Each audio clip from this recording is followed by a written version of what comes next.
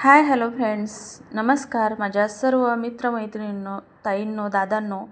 नमस्कार, आपलं वेलकम आहे आजच्या नवीन ब्लॉगमध्ये.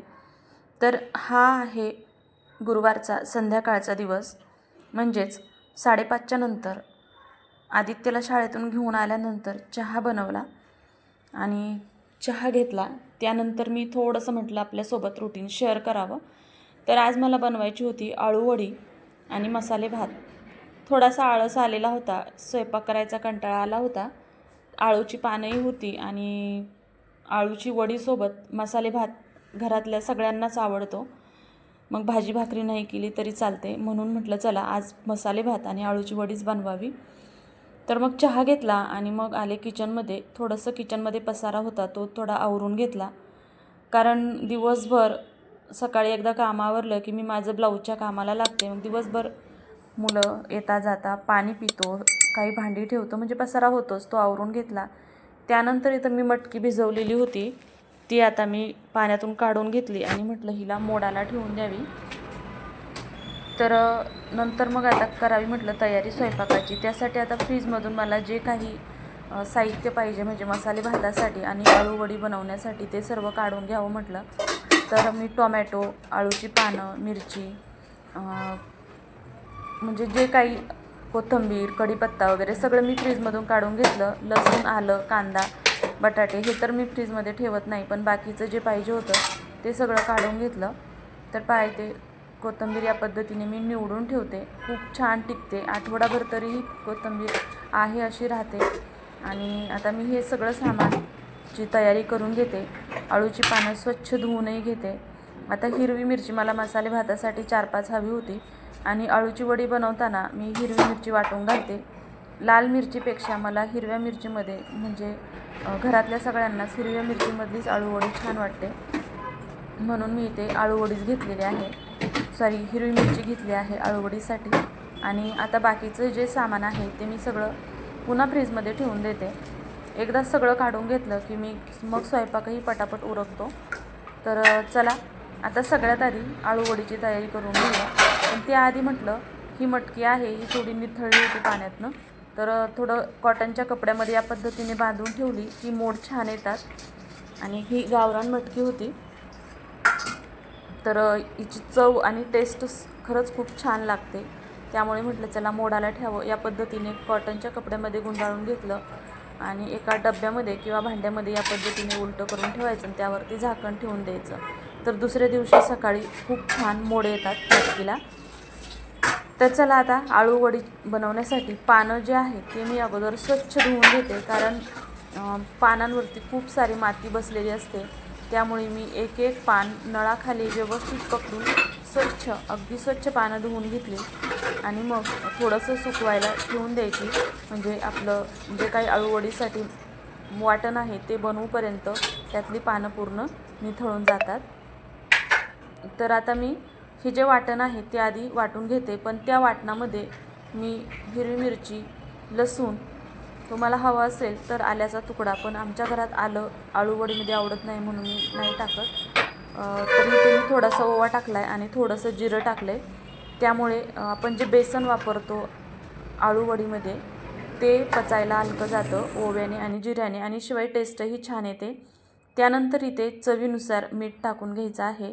आता बऱ्याच वेळा काही जणी वाटणामध्ये तीळ टाकतात किंवा बेसन मिक्स करताना तीळ टाकतात, पण मी वडी परतताना तीळ टाकते, त्यामुळे ते तीळसुद्धा खुसखुशीत लागतात. आता हे जे बॅटर आहे ते मी मिक्सरमध्ये फिरवून घेतलं. बेसन पीठ घेतलं, त्यामध्ये थोडीशी हळद आणि हे बॅटर टाकून मिक्स करून घेतलं. अगदी एकजीव करायचं. आणि हे जे पीठ आहे हे थोडं घट्टच मळून घ्यायचं आहे, म्हणजे पेस्ट करून घ्यायची आहे. त्याने वडी छान बनते. त्यानंतर मी ही चाळणी घेतली आहे आणि त्याला थोडंसं तेल लावून घेतलं आहे आणि मी इथं घेतलं आहे इडली पात्र. मी कढईमध्ये नाही करत, इडली पात्रामध्ये ही चाळण जी आहे ती फिट्ट बसते आणि हवाही लीक होत नाही आणि खूप छान जसं इडली वाफवली जाते ना त्या पद्धतीने आळूवडीसुद्धा छान वाफवली जाते.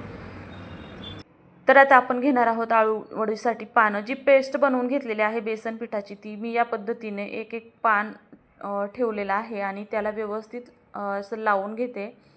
तर पहा इथे कवळी पानं आहेत छोटी छोटी, त्यामुळे मी 5-6 पानं एकत्र करून मग ही आळूची जी काही वडी आहे ती बनवणार आहे. आणि हे बेसन आहे अगदी व्यवस्थित लावून घ्यायचं आहे, पातळ नाही आणि जास्त जाडसर पण नाही.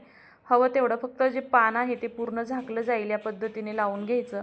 आणि या पद्धतीने ही वडी आहे ती अशी गुंडाळून घ्यायची.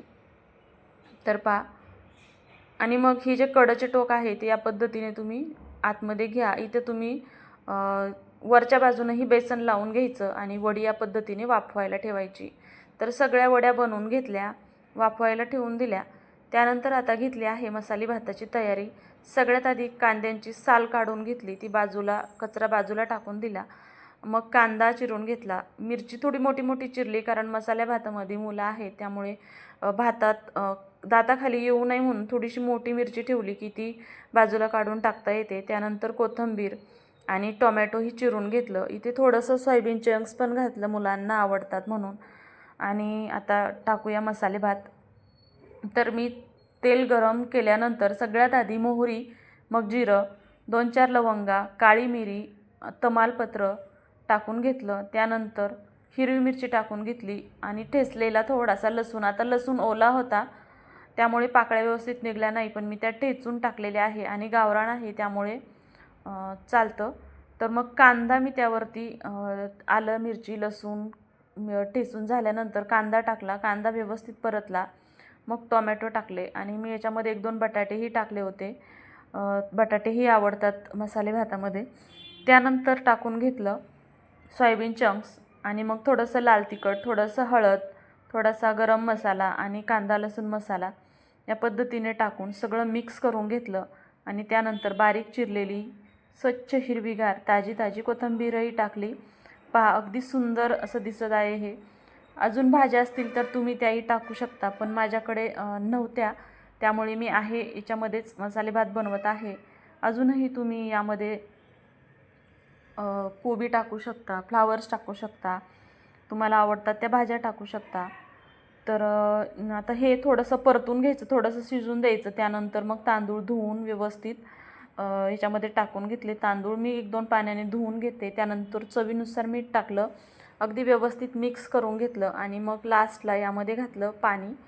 तर जेवढं आपल्याला हवं तेवढं यामध्ये पाणी घालून घ्यायचं. तर पहा, पाणी घालून घेतलं आणि अगदी व्यवस्थित मिक्स करून मग आता इथे मिक्सरला कुकरचं झाकण लावून घेतलं. आता म्हटलं कुकर होईपर्यंत आणि आळूवडी शिजूपर्यंत जी स्वयंपाकाची भांडी होती, चहा पाण्याची भांडी होती, ती स्वच्छ करून घेतली. त्यानंतर शूटिंग करायला जमलं नाही. त्यानंतर दुसऱ्या दिवशी सकाळीच 8:45ला स्वयंपाक, डब्बे, आंघोळ्या, कपडे झाल्यानंतर मग मी देवपूजा करायला घेतली. सगळ्यात आधी उंबरठ्याची पूजा. खरं तर सकाळी उठल्यानंतर मी उंबरठ्यावर पाणी शिंपडून मग उंबरठा पुसून घेते. त्यानंतर बाहेर स्वच्छ झाडून घेऊन कपड्याने पुसून घेते, पण रांगोळी वगैरे नंतर काढते देवपूजेच्या आधी. तर या पद्धतीने रांगोळी काढून घेतली आणि आता करून घेते देवपूजा. तर देवपूजा करतानाही सगळ्यात आधी सगळे देव मी खाली कपड्यावरती अंथरलेले आहे तिथे ठेवून घेते. बाकीचे काही देव आहे ते ताटात काढून घ्यायचं, स्वच्छ देवारा पुसून घ्यायचा, नवीन कापड अंथरून घ्यायचं आणि मग देवपूजा करून घ्यायची. आता मध्ये काही कामं असली की असं उठावं लागतं. तर पहा, आता पुन्हा नवीन कापड अंथरून घेतलं आणि मग सगळ्यात देवांना आंघोळ घालून एक देवांना व्यवस्थित पुसून पुन्हा आहे त्या जागेवर ठेवून घेतलं. पण मी इथे एक विसरलेली, देवपूजा करताना सगळ्यात आधी दिवा लावून घ्यायचा असतो, म्हणून मी आता इथे दिवा लावून घेते आणि मग सगळी देवपूजा करून घेते. सर्व व्हिडिओ डिटेल्समध्ये शेअर करायला नाही होत. जर तुम्हाला पूर्ण देवपूजा पाहिजे असेल तर कमेंट करून सांगा, म्हणजे डिटेलमध्ये शेअर करेन. सगळं रुटीन जर शेअर करायचं म्हटलं तर व्हिडिओ खूप मोठा होतो आणि मग तुम्हीही बघायला बोर होता. त्यामुळे अगदी फास्टमध्ये मी शूटिंग दाखवत आहे. तर पहा, आता सर्व देवांना एक करून आंघोळ घालून घेतली, व्यवस्थित कपड्याने पुसून त्यांना माळ घालून व्यवस्थित जागेवर ठेवून द्यायचं. त्यानंतर जे देव आहेत त्यांना अष्टगंध, देवी आहेत त्यांना हळदी कुंकू लावून घेतलं. या पद्धतीने देवपूजा करून झाली होती. तर पहा, मी त्या दिवशी तुम्हाला बोलले होते की मी झाडांना फर्टिलायझर घातलं होतं. तो व्हिडिओ तुम्हाला खूप आवडला, तुम्ही खूप छान रिस्पॉन्स दिला त्या व्हिडिओला. तर आपण त्याचा रिझल्ट पाहूया. तर पहा, अगदी छान झाडं झाली. 2 ते 3 दिवसामध्ये झाडांना छान चमक आली. आणि विशेष म्हणजे माझ्या गुलाबाचं जे रोपटं होतं त्याला पहा, इथे कोंब फुटलेत. अगदी 7-8 ठिकाणी असे कोंब फुटून आले. तेव्हा हे वरती एकाच फांदीला 4 ते 5 ठिकाणी फूट झाली आहे आणि दुसऱ्या फांदीला सुद्धा फूट झाली आहे. इकडे पहा, इथे पण झाली आहे, इथे वरती शेंड्याला पण झाली आहे.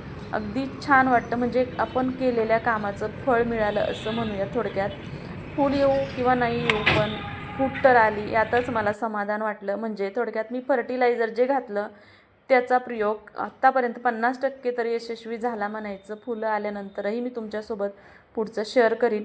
हा आहे बांबू प्लॅन्ट. 2 वर्ष झाली मी घेतलेली. थोडासा वाढला, पण आता थोडासा खराब व्हायला लागला असं वाटतंय. इकडच्या बाल्कनीमध्ये मी जी झाडं लावली होती तीही तुम्हाला दाखवते. ज्या दिवशी आपण फर्टिलायझर टाकलं त्या दिवशी ही रोपं मी नवीन लावली होती. तर पहा, इकडं जी गुलाबाची काडी लावलेली आहे ह्यालासुद्धा छान फूट आलेले आहे. हे सफेद गुलाब आहे पहा, इथे कोंब आलेला आहे. असं छान वाटतं बघितलं की कोंब वगैरे आलेलं, बरं वाटतं मनाला. तर चला, आजचा व्हिडिओ एवढाच होता. आजचा व्हिडिओ तुम्हाला कसा वाटला ते सांगा. आवडला असेल तर कमेंट करून सांगा आणि लाईकसुद्धा करा. आणि जर चॅनलवरती नवीन असताल आणि अजूनही चॅनलला सबस्क्राईब केलेले नसेल आणि तुम्हाला माझे व्हिडिओ पाहायला आवडत असतील तर चॅनलला सबस्क्राईब नक्की करा. भेटूया उद्या. सर्वांना धन्यवाद.